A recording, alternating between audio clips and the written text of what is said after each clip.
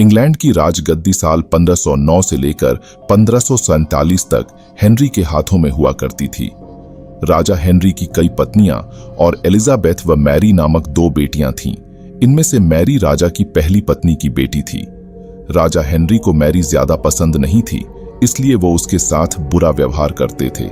Mary महल के नौकरों के साथ महल का काम करती थी। अगर मैरी कुछ कह भी दे तो राजा उसकी कोई बात नहीं मानते थे। सन 1547 में जब राजा हेनरी की मौत हो गई तो प्रजा की इच्छानुसार 16 शताब्दी के दौरान हेनरी की पहली बेटी मैरी को इंग्लैंड की राजगद्दी दे दी गई। वह इंग्लैंड की रानी बन गई। उस समय इंग्लैंड के हालात बहुत अच्छे नहीं थे। इंग्लैंड कैथोलिक और प्रोटेस्टेंट इन 2 धर्मों के बीच में बंट गया था।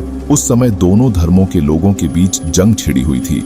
रानी मैरी चाहती थी कि पूरे इंग्लैंड में सिर्फ एक ही धर्म हो, लेकिन लोगों ने उसकी यह बात मानने से साफ इनकार कर दिया था।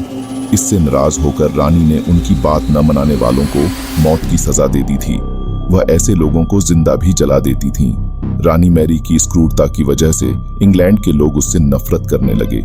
ऐसा भी कहा जाने लगा कि रानी मैरी कुंवारी जवान लड़कियों के खून से नहाती थीं। उसका मानना था कि उनके खून से नहाने से वह ज्यादा दिनों तक जवान रह सकती हैं।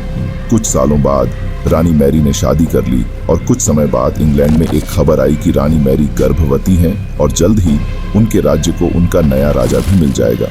इस बात से हर सभी खुश हुए, लेकिन उस समय रानी मैरी के साथ बहुत ही अजीब घटना हुई।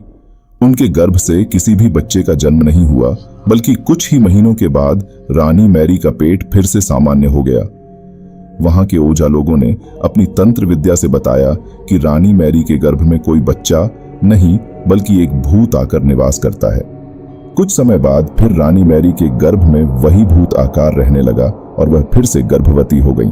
इस बार भी रानी को कोई बच्चा नहीं हुआ और उस घटना के कुछ ही दिनों के बाद रानी मैरी की मृत्यु हो गई।